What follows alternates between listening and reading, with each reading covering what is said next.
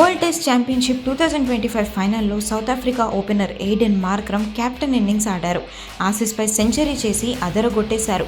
బలమైన Australia face అటాక్ని ఎదిరించి సెంచరీతో చెలరేగాడు. ప్రోటీస్ కెప్టెన్ టెంబా బౌమా కూడా హాఫ్ సెంచరీ చేశారు.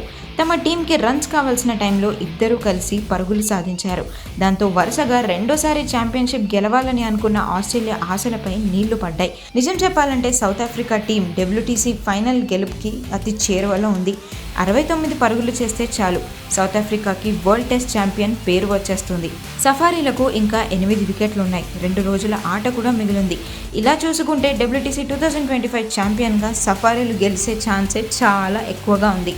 మ్యాచ్ సఫారీలో చేజారిపోతుందని అనుకున్న టైంలో వియాన్ మల్డర్తో కలిసి ఆసీస్ బౌలర్లను సమర్థవంతంగా ఎదుర్కొన్న కెప్టెన్ మార్క్రమ్ చూడచక్కని బౌండరీలు సాధిస్తూ స్కోర్ బోర్డుని పరుగులెత్తించాడు.